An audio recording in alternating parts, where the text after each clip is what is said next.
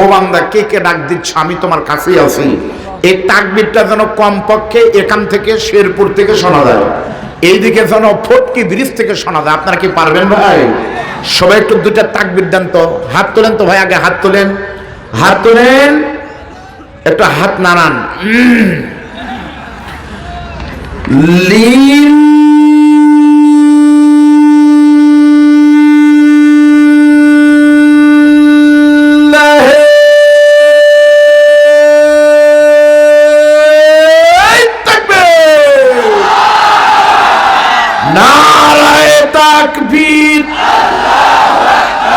আল কোরআনের আলো সংসদে জালো, তোমার নেতা আমার নেতা লিল্লাহে তাকবীর।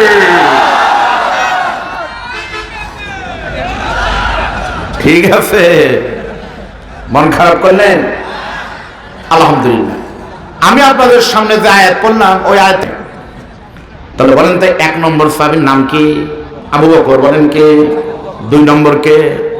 এমন যদি হতো আমার দেশের শাসক হতো, ওমরেরই মতো হতো, আবু বকরের মতো। বলেন সুবহানাল্লাহ।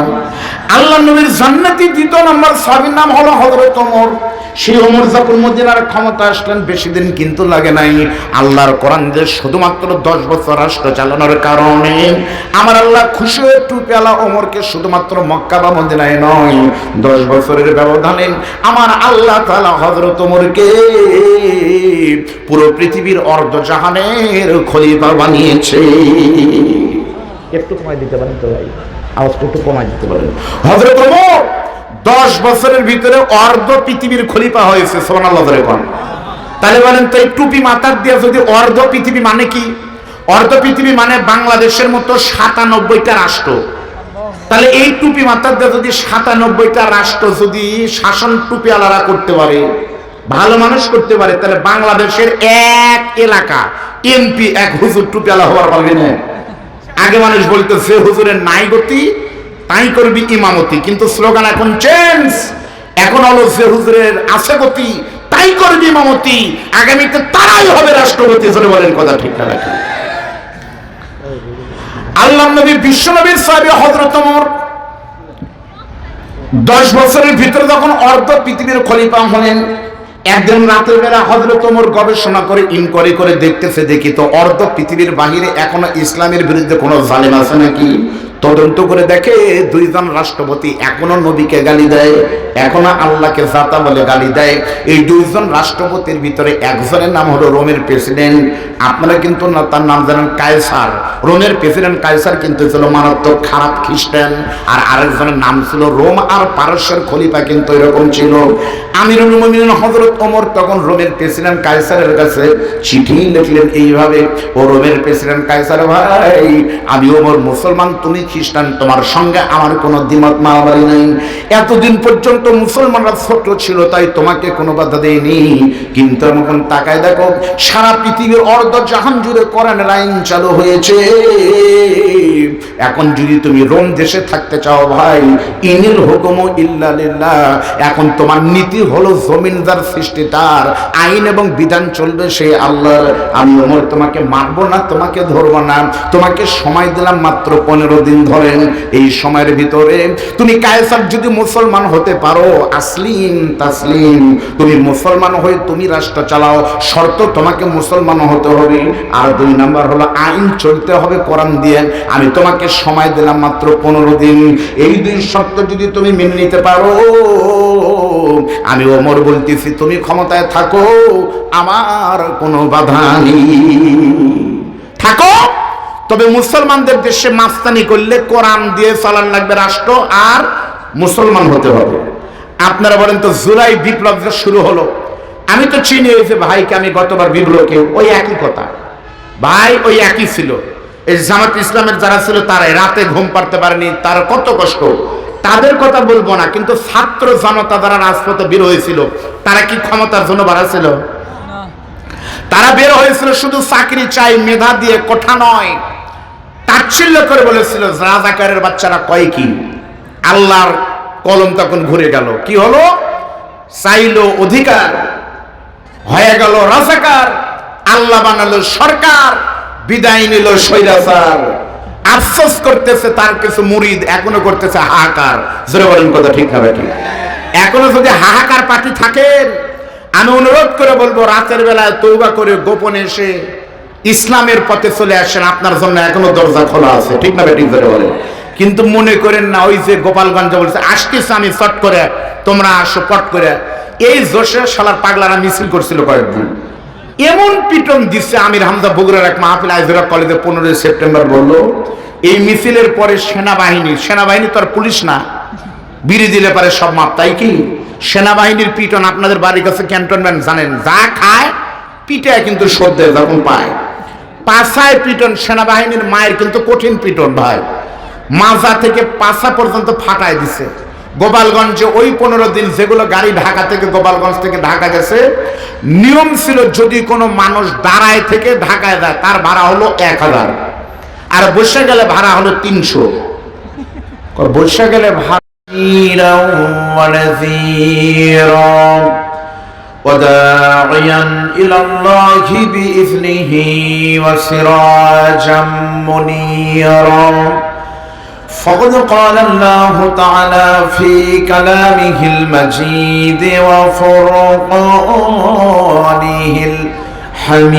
الحميد أعوذ بالله من সাউন্ড কমাই দেন, চনচন করে কে ভাই, কমাই দিতে বলে।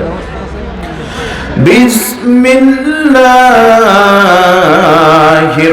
রাহমানির রাহিম আল্লাযীনা ইম্মাক্কান্নাহুম ফিল আরদি আকামুস সালাত وآتوا الزكاة وأمروا بالمعروف ونهوا عن المنكر ولله عاقبة الأمور إن الله وملائكته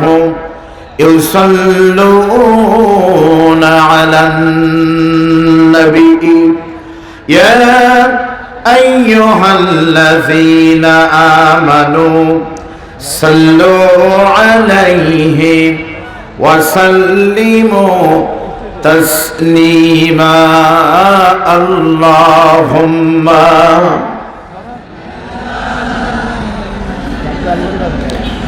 مولانا محمد وعلى آل سيدنا মন যদি দিতে হয় নবীকে দিও, ভালো যদি বাসতে হয় নবীকে বাসো, নবীকে বাসো।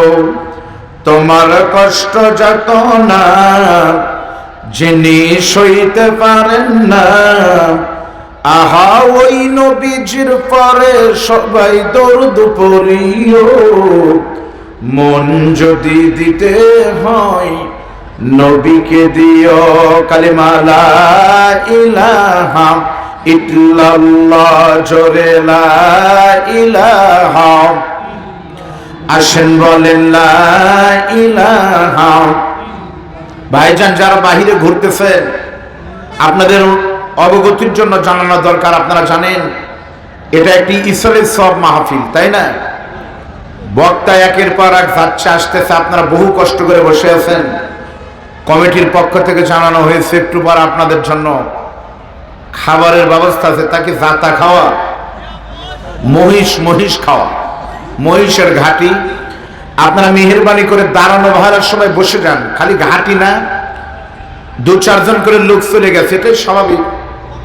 কারণ এখন তো তারিখই পরিবর্তন হয়ে গেছে, এখন কিন্তু 21 তারিখ আর নাই, 22 তারিখ হয়ে গেছে, তাহলে শিফট চেঞ্জ হয়ে গেছে। 21 তারিখের লোক চলে গেছে, 22 তারিখের শ্রোতা চলে আসেন।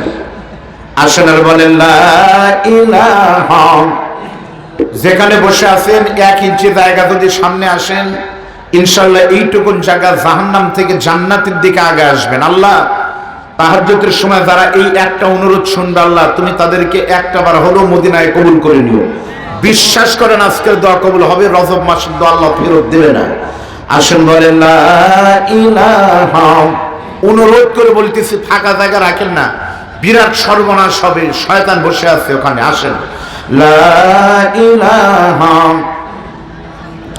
যার দিলে আসের আল্লাহর ভয়, যার মনে আসের আল্লাহর ভয়, আল্লাহ আল্লাহ সব সময়। আহার নিদ্রা ভালো লাগে না এই দুনিয়া, ভালো লাগে না, ভালো লাগে শুধু ইল্লাল্লাহ, লা ইলাহা লা ইলাহা লা ইলাহা ইল্লাল্লাহু মুহাম্মাদুর রাসূলুল্লাহ। সকলেই মহব্বত নিয়ে বলেন সাল্লাল্লাহু আলাইহি ওয়াসাল্লাম। পৃথিবীর মানচিত্রে 2 শতাধিকের মতো স্বাধীন দেশের মাঝে ছোট্ট একটি দেশ, কয়েক লক্ষ মসজিদ, লক্ষ লক্ষ মাদ্রাসা দিয়ে সাজানো আমার আপনার প্রিয় মাতৃভূমি, লাল ও সবুজের পতাকাতে মোড়ানো বাংলাদেশে উত্তর জনপদের অন্যতম প্রাচীনতম বৃহত্তম একটি জেলার নাম হলো আপনাদের বগুড়া।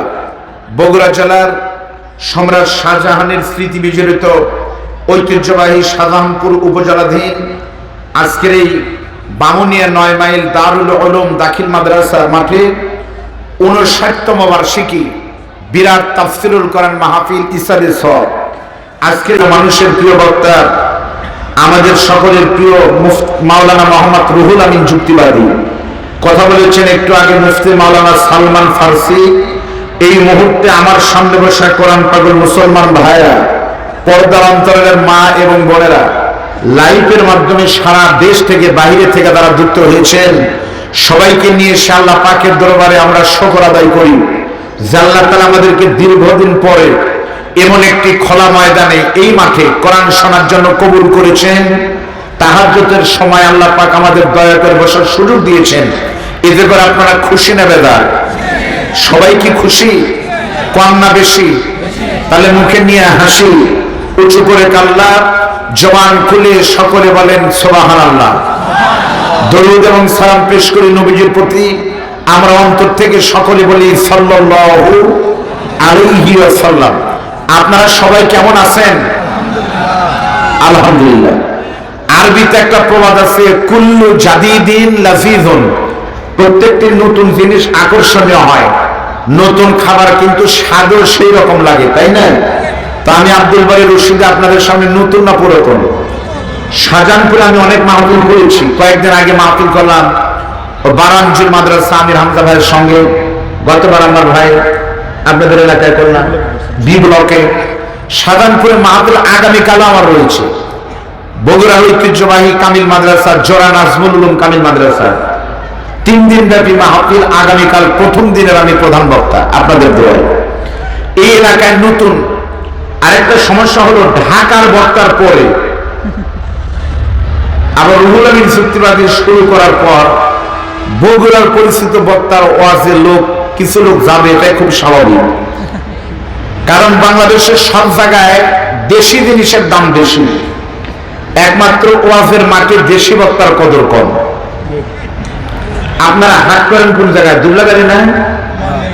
9 মাইল বা দুবলাগাড়ি। দুবলাগাড়ি সেই ইউনুস চেয়ারম্যান, তাই তো? 2 বার ওয়াজ করেছিলাম আমি সেই সময়।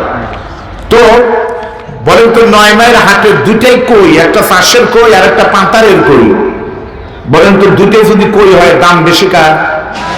আমার এই ভাই কিনলে পারে পাতারের কই কিন্তু কিনবে। দুটোই ডিম, একটা পোল্ট্রি মুরগির ডিম আর একটা দেশি মুরগির ডিম, বলেন তো দাম বেশি কার? সব জায়গায় দেশি জিনিসের দামও বেশি, কদর বেশি। আর মাহফিলে গেলে দেশি বক্তার কদর কম। ঢাকার বক্তা সালমান ফারসির পরে বগুড়ার বক্তার ওয়াজ আর চলবে না, আমি জানি। কিন্তু মনে রাখবেন, দেশি বিদেশি ঢাকা বগুড়া উৎস তো একটাই।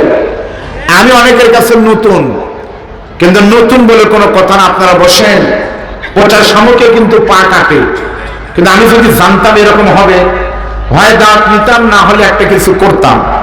আমি কিন্তু একটা মাহফিল করে আসলাম নাটোরের সিংড়াতে, বিশাল আয়োজন। আমি এবং পুরো কাকার হুজুর ছিলেন, বিরাট আয়োজন। সেখানে মাহফিল করে আর 10টা মিনিট যদি সময় পাইতাম, ওই মাদ্রাসার বিরাট একটা কালেকশন হতো।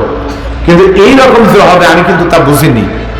এসে এখানে 2 ঘন্টা ঘুম পারলাম, আর শুনলাম।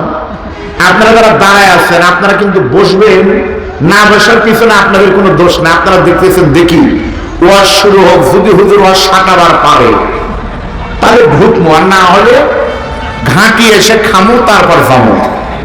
আপনাদের উদ্দেশ্য যদি সাঁটানি হয়, আপনাদের একটা কথা বলি, মোবাইল ভালো না খারাপ জানা নাই, যদি মোবাইলে লেখা থাকে স্যামসাং, তাহলে মানুষ কিনে, কোম্পানি তো ভালোই হওয়ার কথা বাড়ি, তাই না? ঔষধে কাজ হবে কি হবে না জানি না, কিন্তু ঔষধে যদি লেখা থাকে স্কয়ার, তাহলে মানুষ জানি স্কয়ারের মাল তো ফেকলো, ভালোই হওয়ার কথা, গ্যাস তো কমার কথা। তা আমি নতুন পুরাতন বলে কোনো কথা না, আমার কোম্পানি কিন্তু আন্তর্জাতিক কোম্পানি।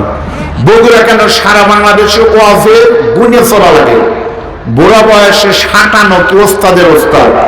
বগুড়ার মাটি ও মানুষের বক্তা মুফতি মাওলানা বজলুল হোসেন সাহেবের জামাই, কিন্তু একবারে পাগল হলে তো বিটি বিয়ে দিত না, জামাই তো হতাম না, তাই না? মানুষের বেটা কিন্তু পাগলা হয়, জামাই কিন্তু পাগলা হয় না। বইয়ের পেটে এখন পাগলা ধরছে, তো মেরে ফেল দিবি, পাগলা, কিন্তু জামাই কিন্তু বাইসে বেঁচে দেয়। তো মনে করেন এটা বাসা মাল। কিন্তু আপনারা বসেন, ইনশাল্লাহ অসুবিধা নাই। লস বলতে কোনো শব্দ নাই, তবে লোক কিছু গেলেই ভালো। বিরাট মুষ্ট লোক যত যাবে, গোস্তের ভাগ তত বাড়বে। সকলে থাকা লাগবে, তার মানে কি? মনে বসায় থাকে, না বসায় যান, দেখি কি হয়। আমরা যতক্ষণ আলোচনা করব, ততক্ষণ আলোচনা হবে কোরআন থেকে। কোনো অসুবিধা আছে? চ্যালেঞ্জ দিয়ে বলতে পারি, এটা এমন একটি কিতাবের মাহফিল, যে কোরআনের মাহফিল, যেখান থেকে শুনবেন সেখান থেকেই লাভ।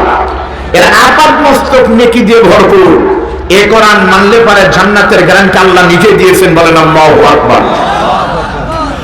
আল্লাহ রাব্বুল আলামিন বলেন, قُلْ لَوْ كَانَ الْبَحْرُ مِدَادًا لِكَلِمَاتِ رَبِّي لَنَفِدَ الْبَحْرُ قَبْلَ أَن تَنفَدَ كَلِمَاتُ رَبِّي وَلَوْ جِئْنَا بِمِثْلِهِ مَدَدًا। আপনারা কিন্তু অর্ধেক লোক আল্লাহু আকবার বলেননি। আরে ভাই, তাতে লস কিন্তু আপনার, আমার কোনো লস নাই। কেউ যদি সুবহানাল্লাহ আলহামদুলিল্লাহ জোরে বলে, কি হবে? আমার ভাইজান বলতে পারবে, নবী বলেন সুবহানাল্লাহি তামলাউল মিজান, আলহামদুলিল্লাহি তামলানে মা বাইনাস সামাওয়াতি ওয়াল আরদ। একবার আলহামদুলিল্লাহ আল্লাহু আকবার বললে আসমান জমিনের মাঝের ফাঁকা জায়গা আল্লাহ নেকি দিয়ে ভরায় দিবে। আপনি বলবেন, হুজুর তাহলে একবার সুবহানাল্লাহ বললে পরের বার সুবহানাল্লাহ আল্লাহ রাখবে কোন জায়গায়? ভরেই তো গেল পয়লা বার। প্রশ্নের উত্তর হলো, সূরা নাবা পড়ে দেখেন, ওয়াবানাইনা ফাওকাকুম সাবআন শিদাদা। ইবনে কাসির খুলে দেখেন, আল্লাহর নবী বলেন, এই রজবের চাঁদে আমি যখন বরাক নিয়ে জিবরাইলকে সাথে নিয়ে গেলাম, এক আসমান থেকে আরেক আসমানে গেলাম। বিজ্ঞান প্রমাণ করেছে দূরত্ব কত? এক আসমান থেকে আরেক আসমানের দূরত্ব হলো, সূর্যের আলোর গতি হলো প্রতি সেকেন্ডে 1,86,000 মাইল। এইভাবে যদি সূর্য এক আসমান থেকে আরেক আসমানে যেতে থাকে, আলোর গতিতে মানে আলোর সময় লাগবে 500 বছরের রাস্তা। তাহলে আপনার সুবহানাল্লাহ রাখার জায়গা আল্লাহ নাই? 3টা তাকবীর দেওয়া লাগবে। আমার বড় ভাই মুফতি মাওলানা সালমান ফারসি অনেক সুন্দর বক্তা, আপনারা তো জানেনই। আর আমার রুহুল আমিন চাচা তো সবাই জানা, হাসুখালির দই, সদে কম নাই। মাল বুড়া হইতে পারে, কিন্তু মাল একই।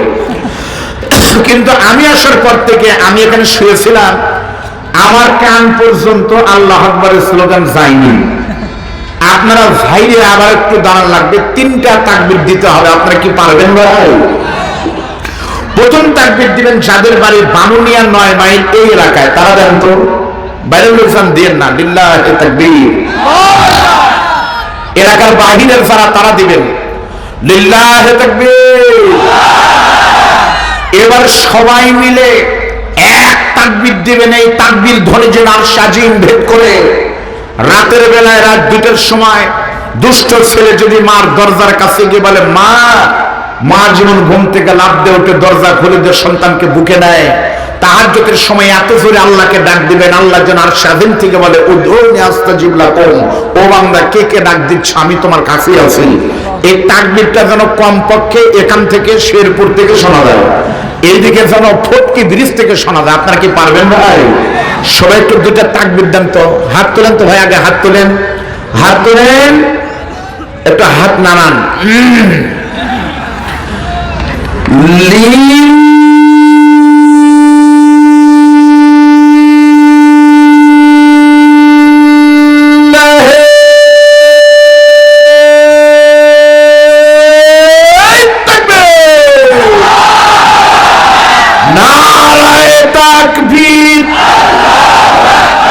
আল কোরআনের আলো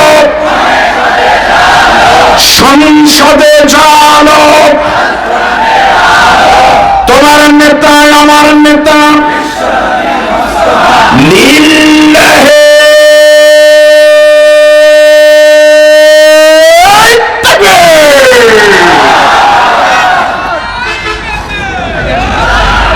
ঠিক আছে, মন খারাপ করলেন? আলহামদুলিল্লাহ। আমি আপনাদের সামনে যে আয়াত পড়লাম, ওই আয়াতের অর্থ কি? ওই আয়াতের অর্থ হলো দুই লাইন গান। গান গাইলে কি গুনাহ হবে? সব গান গাইলে গুনাহ কিন্তু হয় না। মতিউর রহমান মল্লিক, কবি ফজলুল আহমেদ, কবি কাজী নজরুল ইসলাম, আব্দুল আলী মরমী শিল্পী, তাদের গান মসজিদে গাইলেও গুনাহ হয়, মানে সব হয়। আর কিছু শিল্পী আছে যাদের গান পায়খানায় গাইলেও গুনাহ হয়, যেমন মমতাজের গান প্রধান বক্তা বলে গেল, গানই ছিল ফাইটে যায়। এই যে ফাইটে যায়, কি ফাটলো বোঝা গেল না। মমতাজের সেই ফাটা বোঝা গেল আগস্টের 5 তারিখে জালেমের কপাল ফাটা। জোরে বলেন কথা ঠিক করে। তা আমরা একটা গান গাবো, সেই গান হলো সমাধান। বলুন, সমাধান চাও যদি জীবনে মরণে, ফিরে চাও খুঁজে নাও চোখ রাখো কোরআনে সমাধান। এ বাণী সকলের নয় শুধু আলেমের, যারাই মেনে নিবে ফল পাবে কোরআনের। ঘরে বলো কিবা রাষ্ট্রে বলো, অশান্তি দূর করে শান্তি আনে সমাধান। সমাধান চাও যদি জীবনে মরণে, ফিরে চাও খুঁজে নাও চোখ রাখো কোরআনে। জয় বলেন মারহাবা।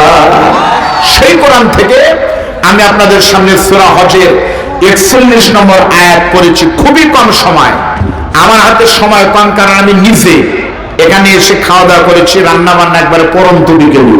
অল্প সময় পরে আমরা যাব সেদিকে। আমাকে কিছুক্ষণ কথা বলার সুযোগ আপনারা দিবেন তো? আচ্ছা, আল্লাহ পাক বলতেছেন আল্লাযীনা ইম্মাক্কান্নাহুম ফিল আরদি আকামুস সালাত।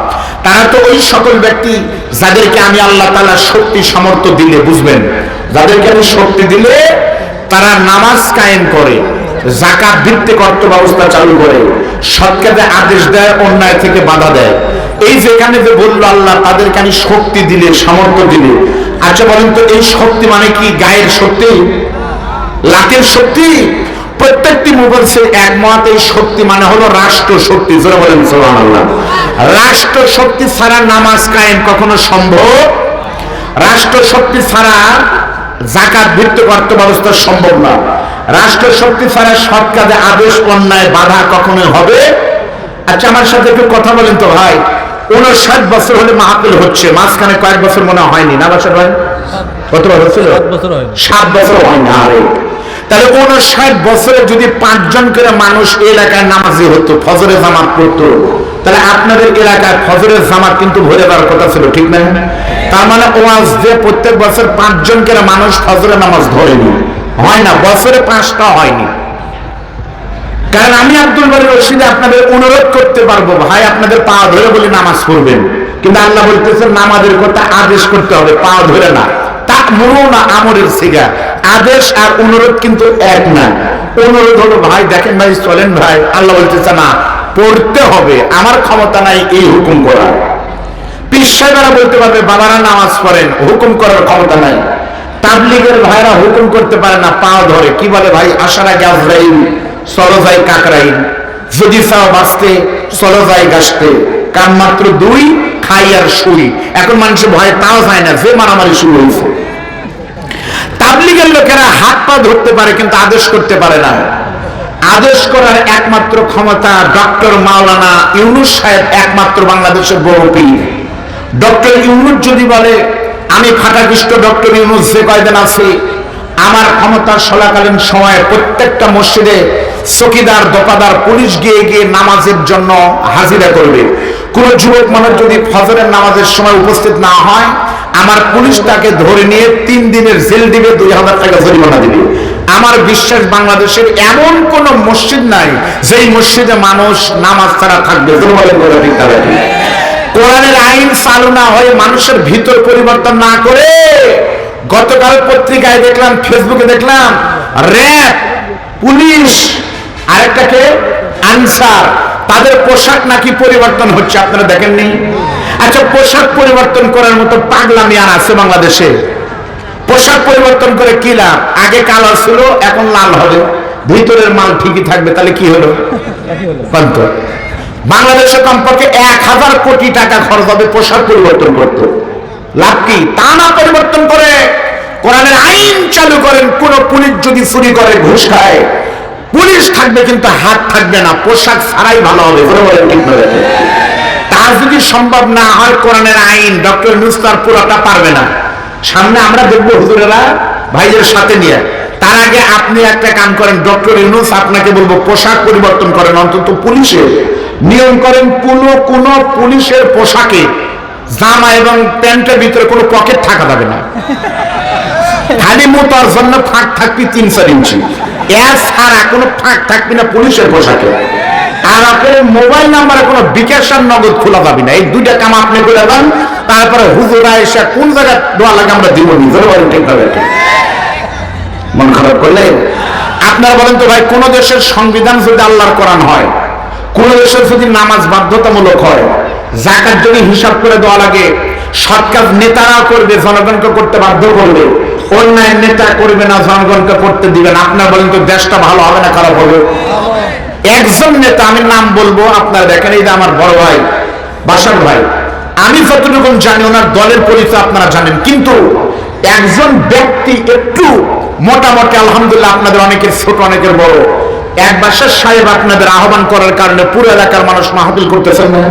তাহলে নেতা ভালো হলে তার ডাকে সবাই দেয়। একজন ভালো মানুষের যে কি দরকার, আপনাদের দোয়ায় আমি একটা ফাজিল মাদ্রাসার আরবি প্রভাষক, দোয়া করেন আগামী বছর এই দিকে আসলে ওয়ার যা হয় হোক, নামের সাথে ডক্টর মাওলানা আব্দুল বারী রশিদি পাবেন। আমার পিএইচডি প্রায় শেষের দিকে। আমি আস-সুন্নাহ ফাউন্ডেশন শাইখ আহমদুল্লাহ, আপনারা জানেন না, তার কিন্তু বগুড়া জেলার প্রতিনিধি। আপনাদের দোয়ায় আমি লক্ষ লক্ষ টাকার জিনিস আমার মাধ্যমে বন্টন হলো। প্যাকেজ দিয়েছে তারা শীতের জন্য, তারা একটা করে কম্বল, দামি কম্বল, একটা করে শাল চাদর, একটা করে টুপি, কান টুপি প্রত্যেককে দিয়েছে। কোটি কোটি টাকার বরাদ্দ হয়। সেই দিন শাইখ আহমদুল্লাহর লোকজন বলল সংযুক্ত আরব আমিরাত থেকে তারা যাকাতের অর্থ দেওয়ার জায়গা পাচ্ছে না, কারণ তারা খালি যাকাত দিতেই হবে, যাকাত কিন্তু দেওয়া লাগবে প্রতি বছর, কিন্তু তাদের দেশে যাকাত নেওয়ার মাল নাই, খালি জমাই হচ্ছে। তারা ডক্টর কি বলে শাইখ আহমদুল্লাহকে প্রস্তাব দিয়েছে যে আপনাকে আমরা যাকাত দিতে চাই। কত? বাংলাদেশে প্রত্যেক বছর যে পরিমাণ বাজেট হয়, বাজেট কত হয়? রাষ্ট্রীয় বাজেট হয় 1,00,000 কোটি টাকার বেশি, না কি বলে? তার থেকে বেশি পরিমাণ টাকা শাইখ আহমদুল্লাহকে সংযুক্ত আরব আমিরাত দিতে পারছে। আমাদের টাকা রাখার জায়গা নাই, দয়া করে আমাকে নিয়ে বাঁচান। কিন্তু আমাদের আহমদুল্লাহ সাহেব বলতেছে নিব, আগে নিয়ে কি করব, দেখি আমি টাকা কি করতে পারি। প্রত্যেকটা মানুষের জন্য উদ্যোক্তা আহ্বান করেছে, যদি তার পছন্দ হয় সব টিকাকে 10 লাখ টাকা পর্যন্ত এককালীন দিচ্ছে।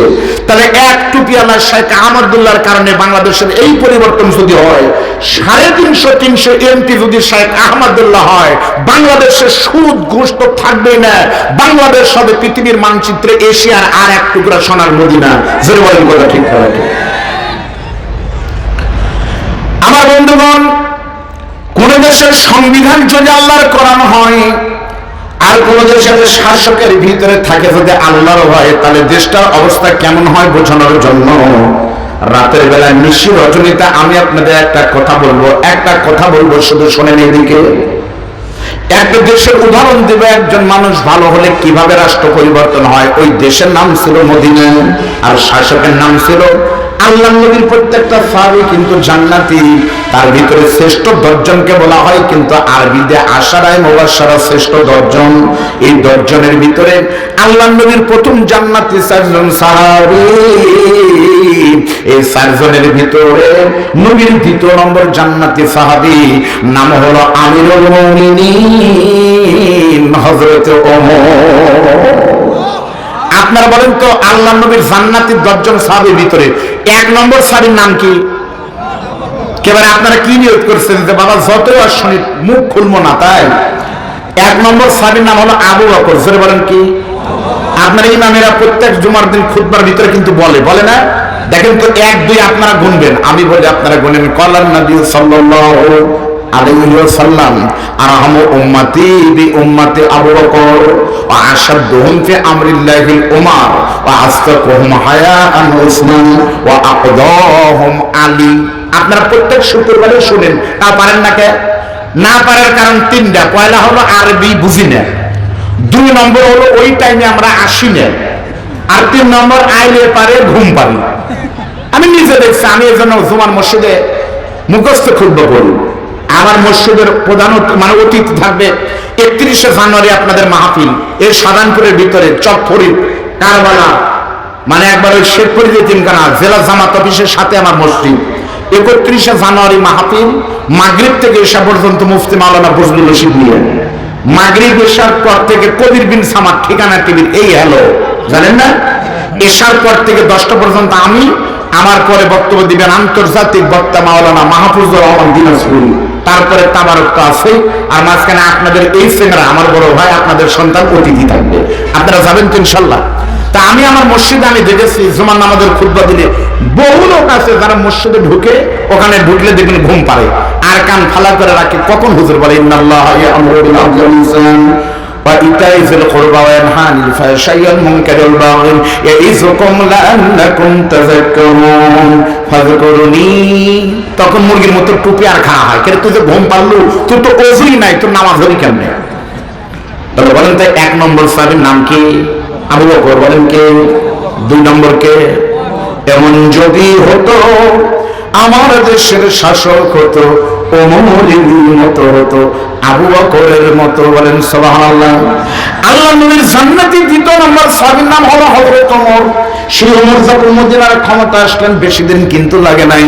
আল্লাহর কোরআন যে শুধুমাত্র 10 বছর রাষ্ট্র চালানোর কারণে আমার আল্লাহ খুশি হয়ে টুপিওয়ালা ওমরকে শুধুমাত্র মক্কা বা মদিনায় নয়, 10 বছরের ব্যবধানে আমার আল্লাহ তাআলা হযরত ওমরকে পুরো পৃথিবীর অর্ধজাহানের খলিফা বানিয়েছে। একটু কমাই দিতে পারেন তো ভাই, আওয়াজ একটু কমাই দিতে পারেন। হযরত ওমর 10 বছরের ভিতরে অর্ধ পৃথিবীর খলিফা হয়েছে। সুবহানাল্লাহ। তাহলে বলেন তো এই টুপি মাথার দিয়ে যদি অর্ধ পৃথিবী মানে কি? অর্ধ পৃথিবী মানে বাংলাদেশের মতো 97টা রাষ্ট্র। তাহলে এই টুপি মাথার দিয়ে যদি 97টা রাষ্ট্র যদি শাসন টুপিওয়ালারা করতে পারে, ভালো মানুষ করতে পারে, তাহলে বাংলাদেশের 1 এলাকা এমপি 1 হুজুর টুপিওয়ালা হওয়ার পারবে না। আগে মানুষ বলতো যে হুজুরের নাই গতি তাই করবি ইমামতি, কিন্তু স্লোগান এখন চেঞ্জ। এখন হলো যে হুজুরের আছে গতি তাই করবি ইমামতি, আগামীতে তাই হবে রাষ্ট্রপতি। বলেন কথা ঠিক না? আল্লাহ নবী বিশ্বনবীর সাহাবী হযরত ওমর 10 বছরের ভিতরে যখন অর্ধ পৃথিবীর খলিফা হলেন, একদিন রাতের বেলা হযরত ওমর গবেষণা করে ইনকোয়ারি করে দেখতেছে, দেখি তো অর্ধ পৃথিবীর বাহিরে এখনো ইসলামের বিরুদ্ধে কোনো জালেম আছে নাকি। তদন্ত করে দেখে 2 জন রাষ্ট্রপতি এখনো নবীকে গালি দেয়, এখনো আল্লাহকে জাতা বলে গালি দেয়। এই 2 জন রাষ্ট্রপতির ভিতরে একজনের নাম হলো রোমের প্রেসিডেন্ট। আপনারা কিন্তু তার নাম জানেন কায়সার।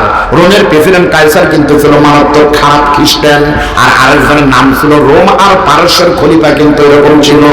আমিরুল মুমিনিন হযরত ওমর তখন রোমের প্রেসিডেন্ট কায়সারের কাছে চিঠি লিখলেন এইভাবে, ও রোমের প্রেসিডেন্ট কায়সার ভাই, আমি ওমর মুসলমান, তুমি খ্রিস্টান, তোমার সঙ্গে আমার কোনো দ্বিমত মারামারি নেই। এতদিন পর্যন্ত মুসলমানরা ছোট ছিল তাই তোমাকে কোনো বাধা দেয়নি, কিন্তু এখন তাকায় দেখো সারা পৃথিবীর অর্ধ জাহান জুড়ে কোরআনের আইন চালু হয়েছে। এখন যদি তুমি রোম দেশে থাকতে চাও ভাই, ইনিল হুকুমু ইল্লা লিল্লাহ, এখন তোমার নীতি হলো জমিন যার সৃষ্টি তার, আইন এবং বিধান চলবে সে আল্লাহর। আমি ওমর তোমাকে মারবো না, তোমাকে ধরবো না, তোমাকে সময় দিলাম মাত্র 15 দিন ধরেন। এই সময়ের ভিতরে তুমি কায়সার যদি মুসলমান হতে পারো, আসলিম তাসলিম, তুমি মুসলমান হয়ে তুমি রাষ্ট্র চালাও, শর্ত তোমাকে মুসলমান হতে হবে। আর 2 নাম্বার হলো আইন চলতে হবে কোরআন দিয়ে। আমি তোমাকে সময় দিলাম মাত্র 15 দিন, এই 2 শর্ত যদি তুমি মেনে নিতে পারো, আমি ওমর বলতেছি তুমি ক্ষমতায় থাকো, আমার কোনো বাধা নেই, থাকো। তবে মুসলমানদের দেশে মাস্তানি করলে কোরআন দিয়ে চালান লাগবে রাষ্ট্র, আর মুসলমান হতে হবে। আপনারা বলেন তো জুলাই বিপ্লব যে শুরু হলো, আমি তো চিনি হয়েছে ভাইকে, আমি গতবার বিপ্লবকে, ওই একই কথা ভাই, ওই একই ছিল।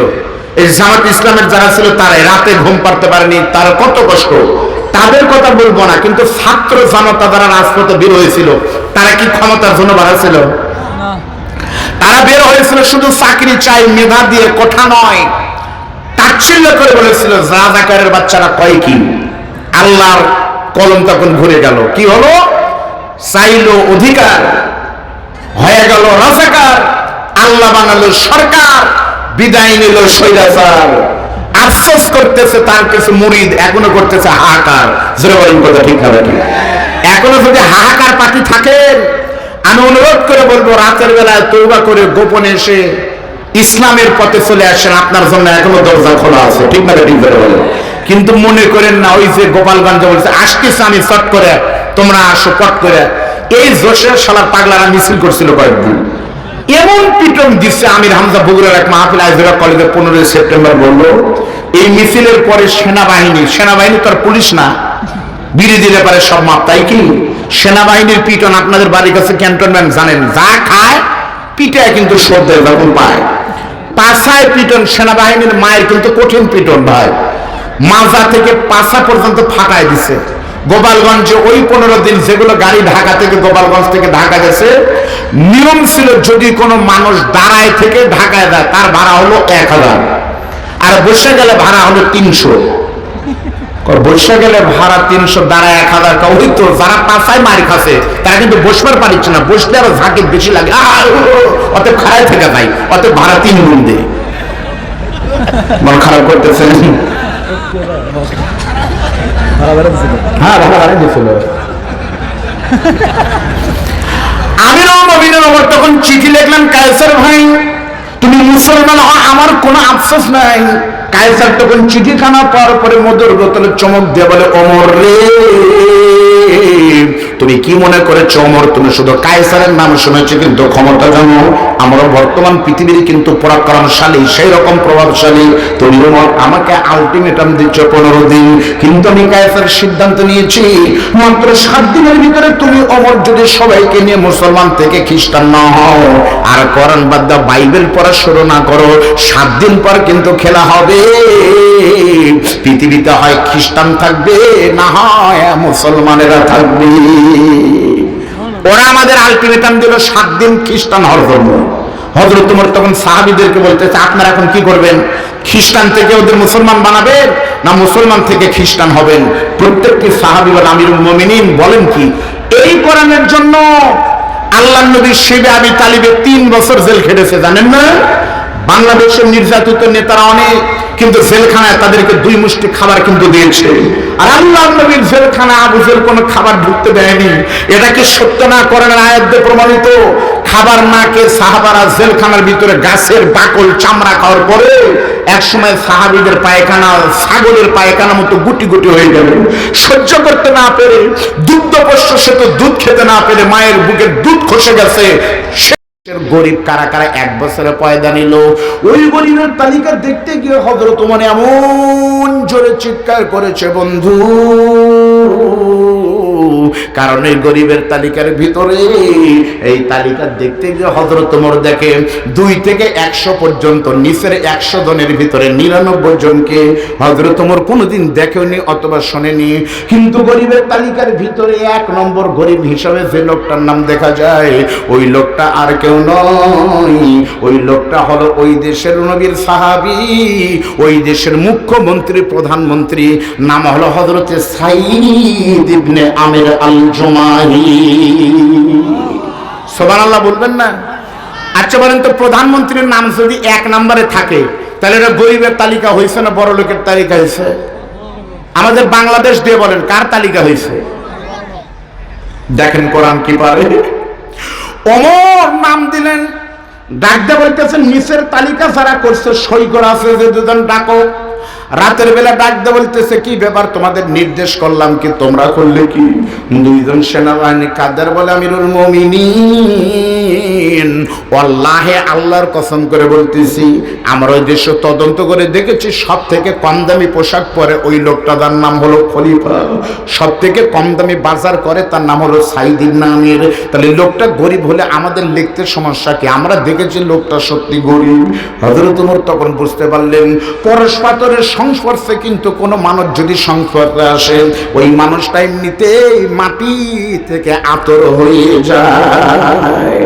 বুঝতে পারার কারণে হযরত ওমর বলতেছে তোমরা আগামীকাল তাড়াতাড়ি সকালবেলা ওই নতুন দেশে চলে যাও, গিয়ে তোমরা ঘোষণা দাও আগামী জুমার দিন আমি ওমর অর্ধ পৃথিবীর খলিফা হিমসে আসব, রাষ্ট্রীয় সফরে আমি যাব, প্রচার করে দাও।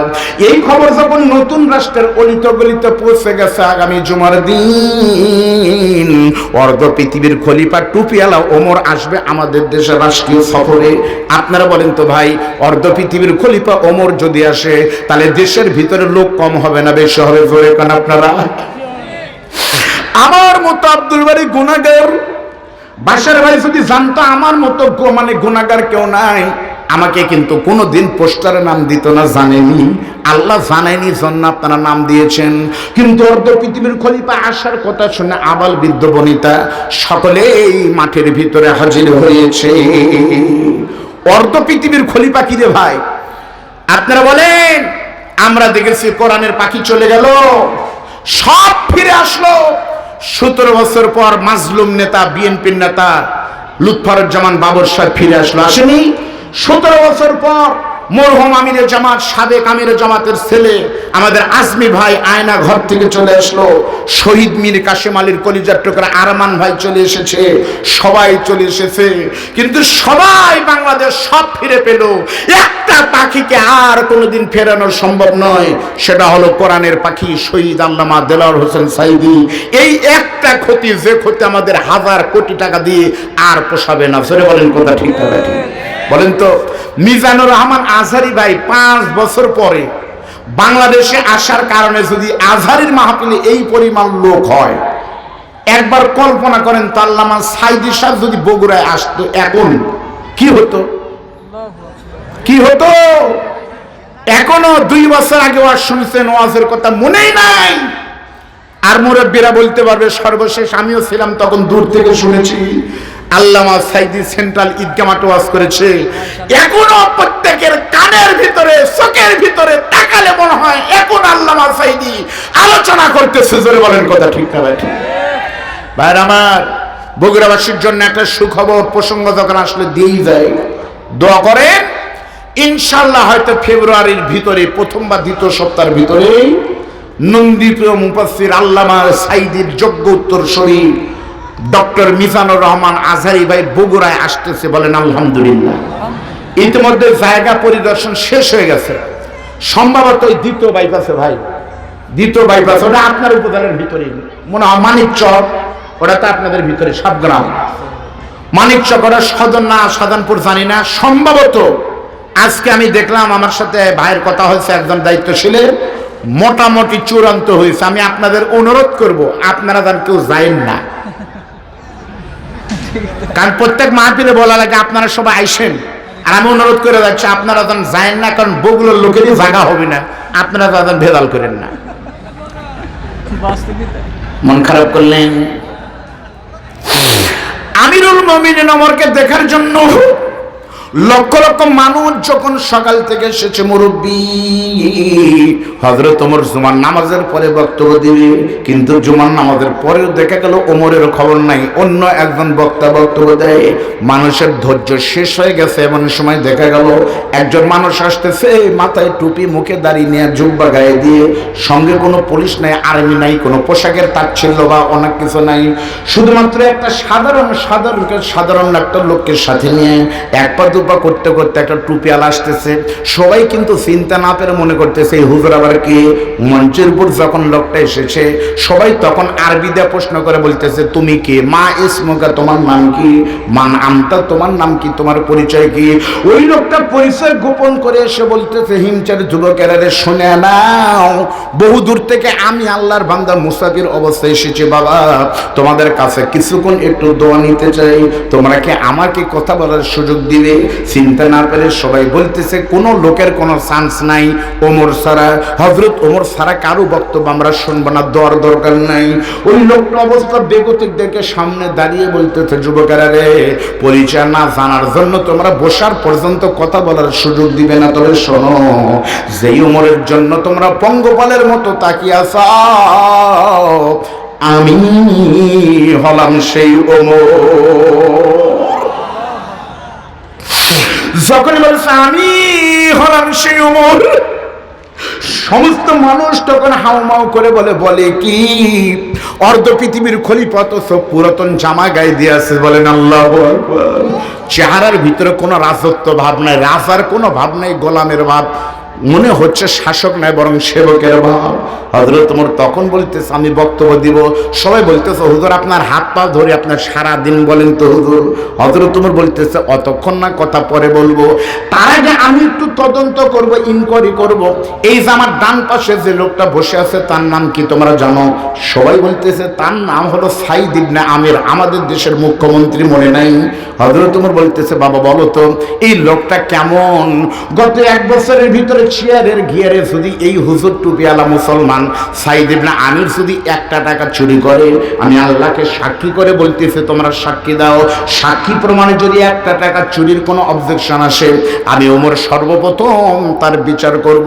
এই কথা বলে হযরত ওমর জুব্বার নিচে থেকে টান দিয়ে বিশাল বড় একটা তরবারি বের করে বলতেছে, আমি ওমর কিন্তু স্বজন প্রীতির সাথে কোনো সম্পর্ক নাই, আমার কলিজার টুকরা সন্তানের নাম ছিল আবু শামা।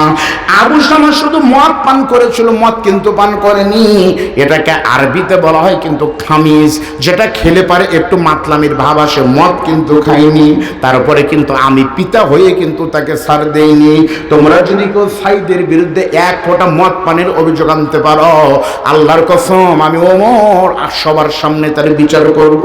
যদি কেউ বলতে পারো রাষ্ট্রের একটা সম্পদ নষ্ট করেছে, আমি ওমর তার ডান হাত আগে কেটে দিব। তোমরা বলো তো লোকটার বিরুদ্ধে কোনো অভিযোগ আছে নাকি? প্রত্যেকটা মুসলমান তখন চোখের পানি ফালায় বলে, আমিরুল মুমিনিন, কার বিরুদ্ধে আপনি অবজেকশন দিচ্ছেন? গত 1 বছরের ভিতরে আমাদের দেশের খলিফা সাইদ ইবনে আমিরকে আমরা চেষ্টা করেও কেউ আগে সালাম পর্যন্ত দিতে পারে নাই, সালাম পর্যন্ত দিবার পারেনি, তার বিরুদ্ধে অবজেকশন থাকে? আমাদের দেশের নেতারা সালাম দেয় হযরত সাইদের চাইতে বেশি, তবে ভোটের 1 মাস আগে। সারা জীবন কিন্তু দেওয়া লাগবে ভাই। কাল নন্দীগ্রামে লেখার এক এমপির দ্বারা ছিল, আমি নাম বলবো না, যে দলেরই হোক, আমার শ্বশুর বলতেছে তার অভ্যাস হলো এসেই সালাম, মহিলা মানুষের সালাম, মানুষের সালাম, গাছের সালাম, খালি সালামের সালাম। তো মোটর সাইকেল নিয়ে যাচ্ছে, এক বকরি, হাইল্যান্ড বকরি কিন্তু দেখবেন খালি ওটি ঘুরে তা হাইল্যান্ড বকরি লড়তেছে, নেতা মনে করছে মানুষ ঘাস কাটতেছে, নেতা পাগল হয়ে গেছে। একটা ভোটার মানে বিরাট ব্যাপার। আসসালামু আলাইকুম ভাই, ভাই ভাইকে রাগ করছেন ভাই? কর্মীরা দ্বারা বলতেছে, ভাই ভাই করেন করে না, বকরি, হাইল্যান্ড বকরি। ঠিক আছে ভাই, তাহলে ঠিক আছে ভাই, দেয় বকরি পর্যন্ত সালাম দেয়, ভোটের আগে পরে চিনে না, তাহলে হয়? আমিরুল মুমিনিন ওমর তখন বলতেছে সাইদ ইবনে আমিরের বিরুদ্ধে কোনো অভিযোগ করে নাই। সঙ্গে সঙ্গে হযরত ওমর বলতেছে আলহামদুলিল্লাহ। এমন সময় তার জীবনী পড়ে দেখেন মাঝখান থেকে একটা যুবক হাত তুলেছে, আমার সময় লাগবে মাত্র 15 মিনিট। 15 মিনিট আপনাদের সময় আছে তো? নাকি শেষ? রান্না হচ্ছে? শেষ একদম কমপ্লিট। একটু এ ভাই শোনেন, আমার তো 2টা বাজে ঘাঁটি হওয়া লাগবে না পাগলা? 2টা বাজে চাষা মানে এই তিনজন খালি ঘাঁটির জন্য আসছে, বোঝা গেল। হাতের ভিতর হকারের সাথে কিন্তু পকেট মারের একটা মিল থাকে, কারণ কার পকেটের টাকা আছে মানুষ কেমনে বের করবি। এই জন্য পকেট মার হকারের কত 200 টাকা দেবো, হকাররা বক্তব্য দিতে পারে কি হচ্ছে। এই 9 মাইল হাতে আমি প্রায় 27 বছর আমি হকারি করি। আমি ইচ্ছা করলে বাসার ভাইয়ের মতো নেতা হতে পারতাম, আমি ইচ্ছা করলে এই যে ক্যান্টনমেন্টের ম্যাজিস্ট্রেট নাকি বলে মেজর হতে পারতাম, কিন্তু আমি যদি এটা না হয় হকারি না করে মেজর হতাম, তাহলে আপনাদের সামনে ওষুধ কে বিক্রি করত? আমার অষ্টধাতুর একটা আংটি কিনবেন মাত্র 12 বছর, অ্যান্টি ব্যবহার করবেন। অনেক ভদ্রলোকের মুখের দুর্গন্ধে বউ কাছে আসে না, বাচ্চা আব্বা কয়ে ডাকে না, মোবাইলে কথা বলে এক পাশে গন্ধ ফুলে আরেক পাশে। এ সকল ভদ্রলোককে বলতেছে আমার একটা আংটি মাত্র 12 বছর ব্যবহার করেন, আপনার মধ্যে আতরের গন্ধ ছুটে আসবে। হকাররা কিন্তু সেই মারে। বলতে বলতে হঠাৎ করে বলে ভাইজান এই 9 মাইল হাটে কিন্তু কে আমার খালাতো ভাই না, আমি কিন্তু পীর না, সবে আমার মুরিদ না। এখানে অনেক ভদ্রলোক আছে, মাঝে মাঝে কিন্তু পকেট মার আছে, সুতরাং আমি অনুরোধ করবো আপনাদের পকেট সাবধান, পকেট সাবধান, পকেট সাবধান। যাদের টেকা আছে তখন সব পকেট মার দেখো, তাহলে এই 3 জনের কাছে টেকা আছে। আবার যখন শুনতেছে চাচা আছে পকেট নাই, তা আমি পরীক্ষা করে দেখলাম, দেখি ঘাঁটির জন্য কি আছে, এই যে বুড়ো মানুষ 3 জন আছে। আপনি জানতে আপনি খামচাগে এই বছর ঘাঁটির জন্য আছে, কি কথা বলে। ঘাঁটি হতে আর 15 মিনিট লাগবে, তাহলে আপনারা বলেন কেউ খাবে কেউ খাবে না, তা হবে? কারণ ইসলামের সব মানে কি ঘাঁটি চুক্তি ওয়াজ, আর 15 মিনিট কি আছে, অসুবিধা আছে? লিল্লাহ তাকবীর। আমিরুল মুমিনিন ওমর তখন বলে লোকটা কেমন শোনেন, 2 মিনিট একটু নজর দেন। সবাই তখন বলতেছে লোকটা অনেক ভালো। এমন সময় মাঝখান থেকে একটা যুবক বলে আমিরুল মুমিনিন, ওই আল্লাহর কসম করে বলতেছে হযরত ওমর, সবাই বলতেছে তার বিরুদ্ধে কোনো অভিযোগ আমাদের নাই, কিন্তু আমরা তদন্ত করে আমি যুবক খেয়াল করে দেখেছি আমাদের খলিফা সাইদ ইবনে আমিরের বিরুদ্ধে রাষ্ট্রবিরোধী কোরআন বিরোধী 4টা অপরাধ আছে। ধরে বলেন কয়টি? হযরত ওমর বলতেছে কও কি? একটা যুবক বলতেছে হুজুর আমার কাছে দলিল আছে, সাইদ ইবনে আমিরের বিরুদ্ধে আমার কাছে অভিযোগ আছে 4টি। অভিযোগগুলো একটু শুনে তারপর মনোজাত করেন। প্রথম নম্বর অভিযোগ হলো আমাদের দেশের খলিফা সাইদ ইবনে আমির প্রত্যেকদিন অফিসে আসে, কোনো দিন তার অফিসে আসে অ্যাবসেন্স নাই, বাকি নাই। কিন্তু আমি খেয়াল করে দেখেছি আমাদের দেশের খলিফা সাইদ ইবনে আমির প্রতিদিন অফিসে আসে, কিন্তু প্রতিদিন তার আসতে দেরি হয়। 1 নম্বর অভিযোগ হলো অফিসে আসতে দেরি হয়, বুঝেননি? ভালো করে শোনেন। 2 নম্বর অভিযোগ হলো আমাদের দেশের আমাদের খলিফা সাইদ ইবনে আমির এই দেশের সবথেকে বড় মসজিদ যেমন বাইতুল মুকাররম জাতীয় মসজিদে আমাদের খলিফা সাইদ ইবনে আমির জুমার নামাজের খুতবা দেয়। খলিফা সকলের আগে মসজিদে আসে, সকলের পিছনে চলে যায়। কিন্তু আমি খেয়াল করে দেখেছি মাসে যদি 4টা জুমা হয়, সমস্ত জুমায় সাইদ ইবনে আমির সবার আগে ঢুকে, কিন্তু প্রত্যেক আরবি মাসের শেষের জুমার দিন আমাদের খলিফা সাইদ ইবনে আমির মসজিদে আসে না, জুমার নামাজও পড়ায় না। আমাদের জানতে ইচ্ছা করে মাসে একদিন আমাদের রাষ্ট্রপতি জুমা না পড়ায় থাকে কোন জায়গায়? তখন সবে বলতেছে হয় এবারে, তাই তো মাসে 1 জুমায় তো উনি থাকে না। 2 নম্বর বিচার হলো মাসে 1 জুমায় উনি মসজিদে আসে না। 3 নম্বর অভিযোগ হলো আমিরুল মুমিনিন আমাদের খলিফা সাইদ ইবনে আমিরকে আমরা দেখেছি দিনের বেলায় মানুষের ভিতরে মানুষের নেতা হয়ে কাজ করে, কিন্তু রাতের বেলায় সাইদ ইবনে আমিরের দরজায় গিয়ে কেউ যদি ডাকাডাকি করে, মরে গেলেও কিন্তু সাইদ ইবনে আমির দরজা খোলে না। ওনার বাড়িতে কি এমন অনৈতিক কাজ চলে, রাতের বেলায় কেন দরজা খোলে না? 3 নম্বর বিচার হলো রাতের বেলায় খলিফা দরজা খোলে না। আর 4 নম্বর অভিযোগ আরো মারাত্মক, আমাদের দেশের খলিফাকে আমি যুবক খেয়াল করে দেখেছি উনি অফিসে এসে যখন কাজকর্ম করতে থাকে মাঝে মাঝে বেহুশ হয়ে মিরকির ম্যামের রোগীর মতো চোখ ধরপড় করতে করতে খাটের উপরে চেয়ারের উপরে পড়ে যায়। আমার জানতে ইচ্ছা করে উনি কি করে, না কি নেশা করে, না কি করে, কেন মাঝে মাঝে বেহুশ হয়ে পড়ে যায়, আমরা জানতে চাই। অভিযোগ কিন্তু 4টি। প্রথম নম্বর হলো আমাদের খলিফা অফিস আসে দেরি করে। হযরত ওমর তখন বলতেছে কারণ কি? সাইদের নামের তখন কাদের বলে আমিরুল মুমিনিন, সত্যি আমার ভাই সত্য বলেছে, আমি কেন দেরি করে আসি জানেন? প্রত্যেকদিন দেরি করে আমি ইচ্ছা করে কিন্তু আসিনি, আমার প্রত্যেকদিন দেরি হওয়ার পিছনে মারাত্মক একটা কারণ আছে।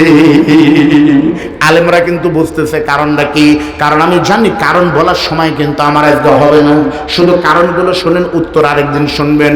দ্বিতীয় নম্বর অভিযোগ, কেন আমি রাতের বেলায় দরজা খুলিনি।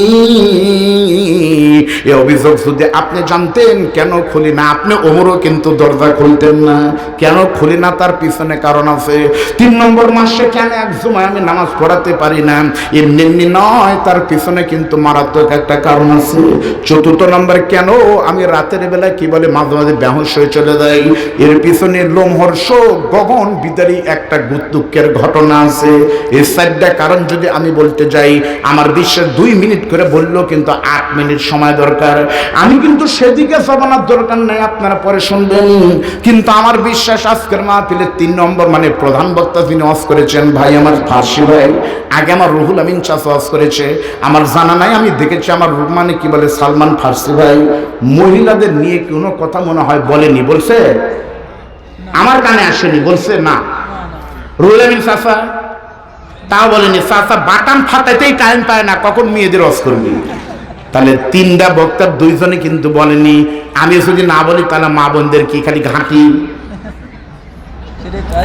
এই জন্য মা বোনদের বলবো, মা তোমরা সেই মা, এই শাহজাহানপুরের মহিলারা কিন্তু সেই মা যারা আল্লামা সাইদের কথা শুনে চাঁদে সাইদি দেখে গেছে।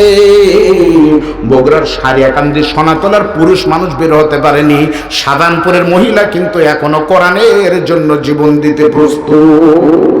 তোমাদের আমি ওয়াজ করব না, মাত্র একটা হাদিস বলি। আল্লাহর নবী বলেছে কোন মেয়ে যদি 4টা আমল করতে পারে, 1 নম্বর আমল হলো 5 ওয়াক্ত নামাজ পড়বে সময় মতো, 2 নম্বর রমজানের রোজা করবে যথাযথ, 3 নম্বর স্বামীর খেদমত করবে খেদমতের মতো, আর 4 নম্বর কোন মেয়ে যদি শরীয়তের পর্দা ফাতেমার মতো করতে পারে, আল্লাহ তাআলা ওই মেয়েকে শুধু জান্নাত দিয়ে ছোট করবে না, কিয়ামতের দিন আমার আল্লাহ তাআলা 9 মাইলের ওই মেয়েকে নবীর কলিজার টুকরা মেয়ে ফাতেমার সঙ্গে জান্নাত দিবে। প্রশ্ন হলো ফাতেমাকে, আপনারা বলবেন ফাতেমা হলো নবীর মেয়ে, আরো পরিচয় ফাতেমা হলো আলীর স্ত্রী, আরেক পরিচয় ফাতেমা হলো হযরত হুসাইনের মা, আরেকটা পরিচয় হাদিসে আছে, ওয়া ফাতিমাতু সাইয়্যিদাতু নিসাই আহলিল জান্নাহ, ফাতেমা হলো জান্নাতের নেত্রী। প্রশ্ন হলো নবীর বড় মেয়ের নেত্রী হলো না, মেজো মেয়ে হলো না, সেজো মেয়ে চান্স পেল না, ছোটটা কেন নেত্রী হলো? কারণ আছে না নেই জোরে বলেন? একটা কারণ শুধু শুনে যান। আল্লাহ নবীর 4টা মেয়ের ভিতরে বড়টার বিয়ে হয়েছে 14 বছর বয়সে, দ্বিতীয়টার বিয়ে হয়েছে 14 বছর 6 মাসে, আর 3 নম্বরটার বিয়ে হয়েছে 14 বছর 9 মাসে। 17 বছর পার হয়ে গেল, এখন পর্যন্ত ফাতেমার বিয়ের কোনো খবর নাই। নবী চোখের পানি ফালায় কাদের বলে, মনিব আমার বড় 3টা মেয়ের বিয়ে হলো তাড়াতাড়ি, ফাতেমার কেন হচ্ছে বিয়েতে এত দেরি? আল্লাহ তখন ডাকতে বলে, বন্ধুরে আপনার ফাতেমা, শুধুমাত্র আপনার ফাতেমা বললে ভুল হবে, ওই ফাতেমার জীবনে মারাত্মক 2টা আমল আমার আল্লাহর কলিজা পর্যন্ত শান্তি হয়েছে। এই 2টার ভিতরে স্বামী আলীর খেদমত অন্য মেয়েরা পায়নি, ফাতেমা করেছে সেই রকম। আর 2 নম্বর, পর্দার মতো পর্দা মানার কারণে ফাতেমার বিয়ের ঘটকের দায়িত্ব কারো হাতে আমি দেইনি, ফাতেমার ঘটকের দায়িত্ব আমি আল্লাহ নিজেই গ্রহণ করেছি। আর মৃত্যুর পরে ফাতেমাকে জান্নাতের নেত্রী বানাবো। এই আজকের মাহফিল 9 বছর না 7 বছর হয়নি, 7 বছর না হতে মাইকালার কোনো লস হয়নি, আমি আব্দুল বারী রশিদের কোনো লস হয়নি, আপনাদেরও কিন্তু লস হয়নি। আল্লাহর কসম বিরাট লস হয়েছে এই গ্রামে যারা মাটির নিচে আছে তাদের। জানেন আপনারা বলতেছেন হুজুর মোনাজাত করে দেন চলে যাবো, কিন্তু সত্য করে বলতেছে মুরব্বী, আপনাদের অনেকের মায়ের কবরে শুধু একটা নেকি কম হয়ে গেছে, একটা নেকির জন্য আপনার গোস্ত ভাত খাবেন, আপনার দক্ষিণে মাকে কিন্তু লাঠি পেটা করেছে মানে ফেরেশতারা। আপনি কি জানেন যখন মা বলেছে পানি দাও, তখন জাহান্নামের ফেরেশতারা কিন্তু এসে আপনার মাকে কিন্তু পেশাব খেতে দিছে। অনেকের মা এখানে আছেন, আমি একটু দেখতে চাই মায়ের পোশাক কিন্তু সর্বশেষ এইরকম হয়, জোরে বলেন ঠিক না বেটি? একটু দেখুন তো আপনাদের ভিতরে কার কার দক্ষিণী মাকে এইরকম কাপড় পরাই দিয়ে কবরে রেখে এসেছেন? মা নাই কার কার? তার একটু হাত তোলেন ভাই। মা নাই কার কার? ভাই কালেকশন হবে এখন, দান না। মা নাই কার কার? একটু হাত তোলেন। 2টার সময় দোয়া কবুল হবে, সরাসরি তাহাজ্জুদ শুরু হয়ে গেছে, আল্লাহ প্রথম আসমানে এসেছে বলেন।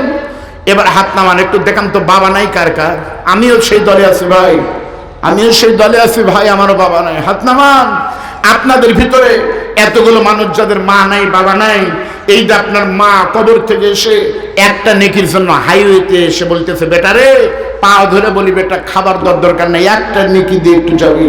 আপনাদের ভিতরে শুধুমাত্র মা বাচ্চাদের নাই, তাদেরকে সাথে নিয়ে আল্লাহর কোরআনকে সাক্ষী রেখে সামনে রমজান মাস আসতেছে, রমজানের রোজা হলো 30টা, ইফতার হবে 30 দিন, সাহারি হবে 30 দিন, পবিত্র কোরআনের খতম তারাই হবে 30 পারা দিয়ে।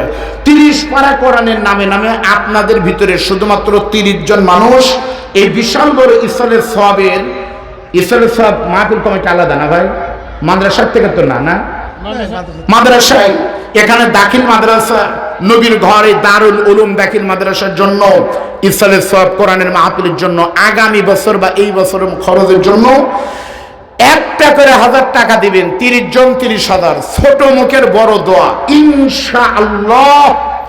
আপনি যদি রজব মাস এই বাকি মাসের কয়েকদিনের ভিতরে যদি স্বপ্নে দেখতে পারেন আপনার মা কবরে নাই, জান্নাতে শুয়ে আছে, তাহলে দোয়া লাগবে।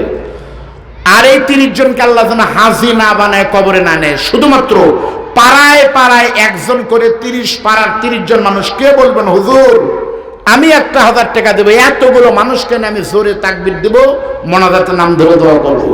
সর্বপ্রথম কে বলবেন হুজুর আমার মার নাম ধরে যদি দোয়া করেন, আমি যদি স্বপ্নে দেখতে পারি তাহলে আমি দেব ইনশাল্লাহ একটা 1000 টাকা। বলবেন কেউ? যদি থাকেন তো বলেন, নগদে বা বাকিতে বলেন। আল্লাহ কবুল করেন, বলেন আমিন। কেউ যাবেন না ভাই, কেউ যাবেন না ভাইজান, আমার আল্লাহর একজন বান্দার নাম বলবে না, নগদে একটা 1000 টাকা দিয়েছে, বলেন মারহাবা লিল্লাহি তাকবীর। আমার এই যে মুরব্বী বড় ভাই নেতা ভাই একটু লেখেন তো, এই নামগুলো দিয়ে একটু লিখেন। বাবা চাচার নাম কোথায়? বা নাম কি? আব্দুল মান্নান, অনেক সুন্দর নাম। বাড়ি কোথায়? বামুনিয়া। বাবাদার একটু বলেন হুজুর মালান লেখেন তো, বামুনিয়ার আমার আব্দুল মান্নান ভাই। হ্যাঁ ভাই তো চিনবেন, বাইরের লোক। আব্দুল মান্নান চাচা 2 নম্বরে লিল্লাহি দিয়েছিলাম আমি 40,000, আর মনে মনে লেখা দিয়েছিলাম যদি কোনোদিন সময় পাইলে আবার। আল্লাহর মেহরবানি আমির হামজা আবার এখানে এসে বগুড়া তোর নাম বলে একটা কথা বলছিল, গোটা বাংলাদেশ গরম হয়ে গেছে। প্রশাসন আমির হামজার সাথে বেয়াদবি করছে, কোন রে ওসি জি। পরে আমাদের কাছে আমির হামজার কাছে এসে কয়েকদিন আগে ওই ওসি ভাই ঢাকায় যাওয়ার সময় এই যে আপনাদের কি হোটেল ভাই ফুড ভিলেজে আমির হামজাকে একবার স্যার কয়, একবার ভাই কয়, একবার আব্বা কয়, একবার মামু কয়। আমির হামজা তো নরম মানুষ, হাই রে ধাপার ভাই। 2 কিলোমিটার পানির ভিতরে জমির ভিতরে ধান লাগানো, আমি আর আমির হামজা দৌড়ায় পাও কেটে গিয়ে পরে নারীদের মহিলাদের ভিতরে আমির হামজা ঢুকায় দেয়া, ডোমেন পকড়তে যাইলে না, জীবন বাঁচান ফরজ। সাধারণপুরের এক নেতা ফোন করে বলেছিল হুজুর আপনি আসতে পারবেন কিন্তু আপনাকে এখানে অ্যারেস্ট হতেই হবে। সময়ের ব্যবধানে আজকে নেতা কই, বাকি সালাম দে সালেমকে খুঁজে পাওয়া যাচ্ছে না। এই বছর 28শে ফেব্রুয়ারি আমির হামজা আসবে, জোরে বলেন আল্লাহু আকবার। যাবেন আপনারা? পরে আমির হামজা কল মাফ করে দিলাম। আমি লাভ দিয়ে বললাম কোনো মাফ নাই, তুমি মাফ করো ভাই। টাকা 40,000 টাকা নিছে, কিন্তু আমি 40,000 কই না, আমি করছি 1 লাখ টাকা নিছে, কারণ তোরা বহু সিটারি করছো, একবার আমরা করলে কি হবে। পরে আমি 1 লাখ টাকা নিছি, 60,000 বেশি নিছি, শালা বহু কাছে একবার আমরা খাই। সেই পুলিশ আর নাই এখন, হাইওয়ের আমার পুলিশ ওসি সাহেব না 2000 টাকা দিয়েছে, বলেন মারহাবা লিল্লাহি আলহামদুলিল্লাহ। আবার কে দিল? ওসি সাহেব এখানে আছে, আমি ভাইয়ের জন্য দোয়া করি, আল্লাহ আমার ভাইজানকে জান্নাতের জন্য কবুল করুন। তারা জীবনের ঝুঁকি রেখে কিন্তু হাইওয়েতে ডিউটি পালন করে। সত্যি বলতেছে ভাইদের কিন্তু আমাদের কিন্তু আপন। 1 সপ্তাহ আগে জয়পুরহাটে আমাকে ধরছিল, বিরাট গাছ ফেলাছে, পুলিশ না থাকলে সেদিন ওয়াজ ভাই করে দিল। এই জন্য পুলিশ হলো আমাদের আপন ভাই। রাতের বেলায় ওয়াজ করে যখন আমরা যাই, কমিটি ঘুম পারে, আপনারা তো থাকেন না, হুজুরে কে ধরে খবর নেন। রাতের বেলায় আমরা ঠান্ডার ভিতরে খালি 3 দল থাকি ভাই, একটা হচ্ছে পুলিশ, বক্তা আর কুত্তা, এই ছাড়া কেউ থাকে না। আমাকে দয়ার ভাই হলো পুলিশ ময়না ভাই, ভাই করে খেলাবেন কিন্তু হাঁটিতে ভাত খেলে দিবেন। আমার ওসি সাহেবকে ধন্যবাদ। খাবে না মানে আল্লাহ আমার ভাইদেরকে কবুল করুন, বলেন আমিন বিল্লাহি দিবে। আরেকটা কে দিল? আল্লাহ কবুল করেন। শাহাদত হোসেন আপনাদের এখানকার ছেলে? আপনার ছেলে? আর কে নাতি? ওনার ভাতিজা মুরব্বীর ছেলে শাহাদত ভাই। শাহাদত মানে হলো সাক্ষ্য দেওয়া। আপনারা সাক্ষী দেন হালাল টাকা থেকে, ব্যবসায় প্রফিট থেকে আল্লাহর ঘরের মেহমানরা খাবে কোরআনের মাহফিলে। 1,55,000 টাকা দিয়ে একটা মহিষ কিনে দিয়েছে, আপনারা খুশি না বেজার? 45 ওই হলো যা কষি কষি লিল্লাহি তাকবীর আলহামদুলিল্লাহ। আপনার আল্লাহুম্মা আনতাস সালাম ওয়া মিনকাস সালাম তাবারাকতা ইয়া যাল জালালি ওয়াল ইকরাম। ربنا آتنا في الدنيا حسنة وفي الآخرة حسنة وقنا عذاب النار. ربنا ظلمنا أنفسنا وإن لم تغفر لنا وترحمنا لنكونن من الخاسرين. ও আল্লাহ তাআলা, ঘড়ির কাঁটায় এখন বাজে রাত 2:02, কিন্তু তোমাদের পাগল বান্দাদের চোখে মুখের দিকে তাকাইলে মনে হয় রাত বাজে কেবল 9টা। সে মাগরিব থেকে শুরু করে এত রাত পর্যন্ত তোমার ইমানদার পাগল বান্দারা আরামের ঘুম তারপরে ঘুমাতে যায়নি, তারপরে এখানে বসে আছে।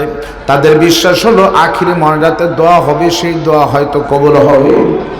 অমনি এতগুলো মানুষকে নিয়ে আমরা এমন একটা দরবারে হাত তুলেছি। আল্লাহ, এর আকার কোন ভিক্ষুক যখন বামুনিয়া গ্রামে 9 মাইল গ্রামে মন্ডলপাড়া গ্রামে ঢুকে, প্রথম বাড়িতে গেলে ভিক্ষা দিলে ফকির খুশি হয়, পরের বাড়িতে গেলে বলে ভিক্ষা নেই, মাফ করো, ফকিরের মন খারাপ হয়। এভাবে ঘুরতে ঘুরতে কেউ দেয় কেউ দেয় না, তারপরে ফকিরের ঝোলা কিন্তু ভরে যায়।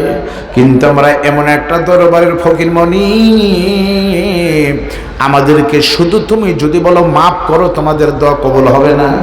বিশ্বাস করো আল্লাহ, আমাদের যাওয়ার মতন দ্বিতীয় কোনো দরজা নাই।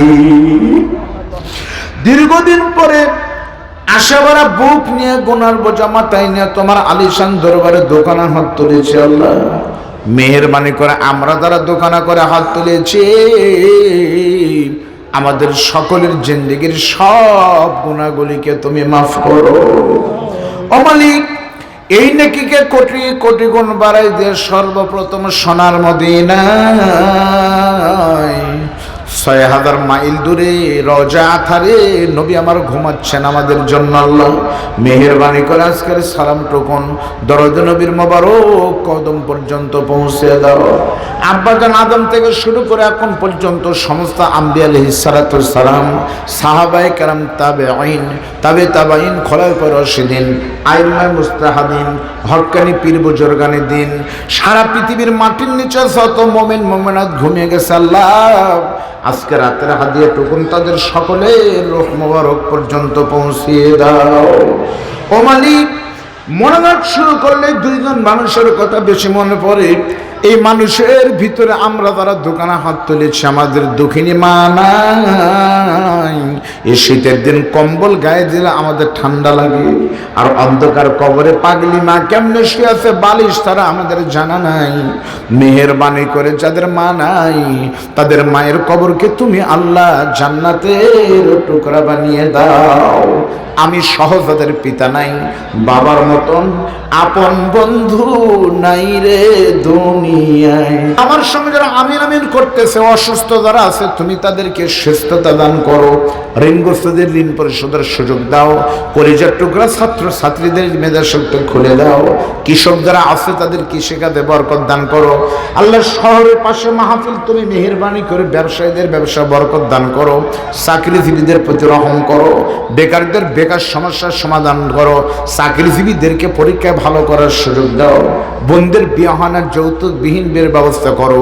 যাদের সন্তান নেই মনি,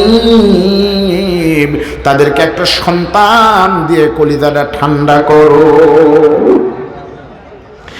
আজকের এই বিশাল আয়োজন কয়েক বছর জালেম জুলুম দিয়ে ক্ষমতার দাপটে বন্ধ করেছে কোরআন। মদ চালু করেছিল, কোরআন বন্ধ করেছিল। তোমার ফায়সালা আজকে বাংলাদেশ কলঙ্ক মুক্ত, জালেম মুক্ত হয়েছে।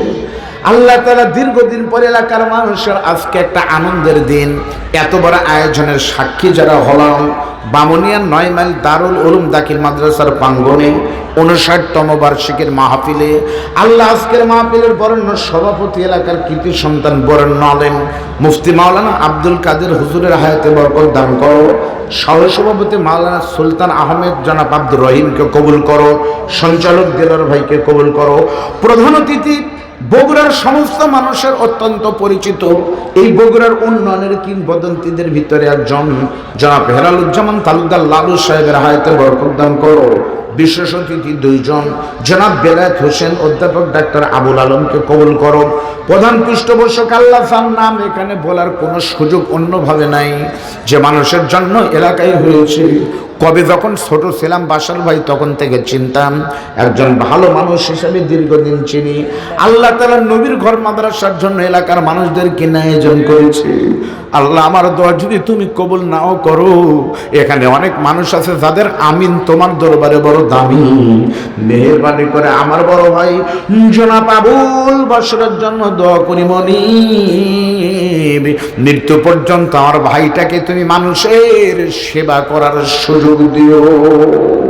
আল্লাহ তাআলা এখানে যারা আরো আছে অন্যান্য ভাইদের ভিতরে জনাব আতিকুর রহমান আতিক ভাই এসেছিলেন, জনাব মাওলানা আব্দুর রহমান ভাই আমির বাংলাদেশ জামাত ইসলামী সাধারণপুর উপজেলা, জনাব আব্দুল মোত্তালেব মানিক ভাই সহ আমার ডান হাতে আমার আরেক শুভাকাঙ্ক্ষী মেম্বার তাজুল ইসলাম ভাই সহ আজকের মাহফিলের নগদে বাকিতে যারা হাজার হাজার টাকা দান করেছে, পুরুষের দান গোলে ওসমান গনি, মা বোনদের দান কাম্মা জান খাদিজার সঙ্গে কবুল করো। দীর্ঘদিন পরে মানুষেরা আসবে এক মুঠ ডাল ভাত খাওয়ানোর জন্য, এত বড় আয়োজন করতে গিয়ে তারা লক্ষ লক্ষ টাকা দিল। বিশেষ করে একজন ভাই একটা গোটাল মহিষ কিনে দিয়েছে প্রায় 1.5 লক্ষ টাকা দিয়ে। আল্লাহ আমার ভাইয়ের মনে কি আছে জানি না, তার চাওয়া সহ যারাই অংশগ্রহণ করেছে সবাইকে তুমি মাফ করে দাও। সভা কমিটির সভাপতি ইব্রাহিম ভাই, রাসেল ভাই, মমিন ভাই, মতিন ভাই, মোতালেব ভাই, আলামিন খোকন, রবিউল ইসলাম, আব্দুল মোত্তালেব, বাবু ভাই, কাউসার ভাই, আসান ভাই, শহীদুল ভাই, খান জাহান, ফরহাদ ভাই, তোরাব আলী, আমিনুল, ইয়াসিন আলী, ইসমাইল হোসেন, মনির হোসেন সহ যাদের নাম আমার মেধায় নাই, যাদের নাম কাগজে নাই, তুমি তো জানো আল্লাহ সবাইকে তুমি কবুল করো। আল্লাহ আমার বামুনিয়া 9 মাইল মাদ্রাসাকে শুধু দাখিল দেখতে চাই না, কামিল মাদ্রাসা হিসাবে এই বঙ্গের জন্য আরেকটা তামিরুল মিল্লাত কবুল করো। ভাইজান তাহাজ্জুদ শুরু হয়ে গেছে, মাথা নিচু করেন, রজব মাসের পবিত্র চাঁদ, অনেকে হাত তুলেছে, বিশ্বাস করেন আল্লাহ হয়তো দোয়া কবুল করবে, আমার মন বলছে। আপনাদেরকে আমি 10 সেকেন্ড সময় দিলাম, মাথা নিচু করে যার যা প্রয়োজন গোপনে আল্লাহকে বলেন, আল্লাহ আপনার চাহিদা পূরণ করবে। সবাই আল্লাহর কাছে চোখের পানি ফেলায় কাঁদেন, আল্লাহ যেন আজকে দোয়া কবুল করে।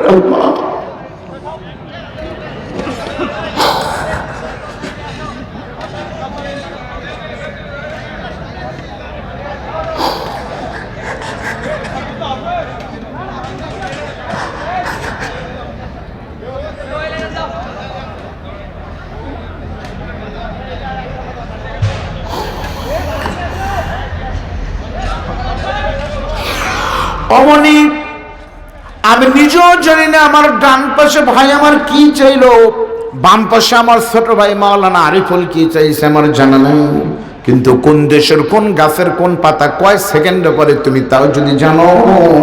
আজকের মাহফিলে যারা দুখানা হাত তুলে মাথা নিচু করে চাইছে আল্লাহ তাদের সমস্ত চাওয়াকে তোমার দরবারে কবুল করো। এই মাদ্রাসার মাহফিলকে তুমি কিয়ামত পর্যন্ত কবুল করো।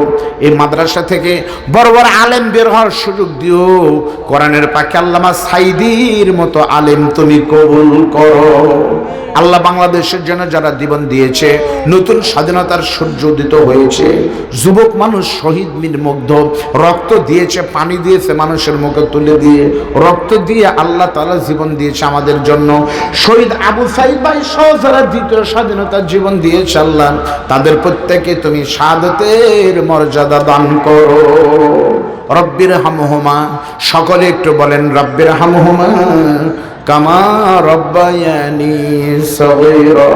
আল্লাহুম্মা বারিক লানা ফি রাজাব ওয়া শাবান ওয়া বাল্লিগনা রমাদান আল্লাহুম্মা ইন্নাকা আফুন কারীম তুহিব্বুল আফওয়া ফা'ফু আন্নি।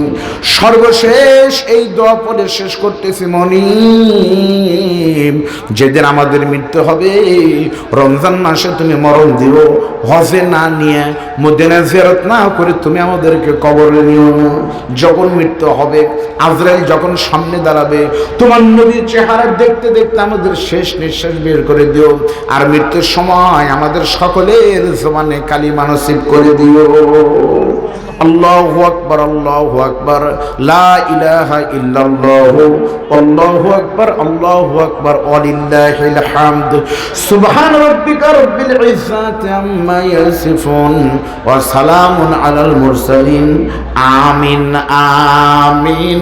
ওয়া আরহামনা মাআহুম বিরহমাতিকা ইয়া আরহামার রাহিমিন। আসসালামু আলাইকুম ওয়া রাহমাতুল্লাহি ওয়া বারাকাতুহু। সবাই ভদ্রচিত্তভাবে বসে থাকবেন।